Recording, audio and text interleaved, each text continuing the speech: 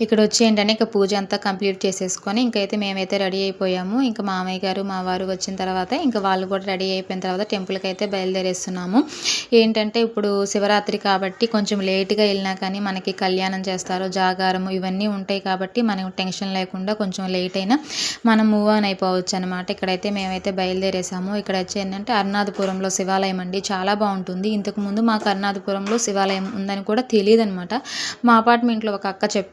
ఇక్కడ టెంపుల్ చాలా బావుంటుంది. ఒకసారి ఎళ్ళండి అని చెప్తే ఇంకా కార్తీక మాసంలో ఒకసారి వచ్చి దర్శనం చేసుకొని ఎళ్ళాము. దీపం పెట్టుకున్నామనమాట. అంటే ప్రశాంతంగా అయితే ఉందనమాట. టెంపుల్ గానీ మనకి స్పేసెస్‌గా ఉంది. ఎంతమంది వచ్చినా కానీ చాలా బావుండిందనమాట. ఇంక ఇక్కడైతే దర్శనం అది చేసేసుకొని పూజ అంతా కంప్లీట్ అయితే అయిపోయింది. ఇక్కడైతే ఏంటంటే ఇప్పుడైతే కళ్యాణం అయితే చేస్తారంట. ఇంకా దానికోసం అని చెప్పి అన్నీ రెడీ చేసి పెట్టుకొనున్నారు. ఇంకా జాగారం చేయడానికి ఇంక అందరైతే కూర్చొని ఉన్నారు. చూస్తేనే చాలా హ్యాపీ అనిపిచ్చింది. అందరూ చైర్స్ ఏసుకొని చక్కగా కూర్చొని ఉన్నారనమాట దేవుని దర్శనం కోసము. దర్శనం అంటే ఇంకా కళ్యాణం చేస్తారంట. తర్వాత ఇంకా జాగారము. ఇంక ఇక్కడైతే మేమైతే దర్శనం అయితే చేసుకొని ఇంటికైతే వచ్చేసాం. ఒక లైక్ ఇచ్చెళ్ళండి.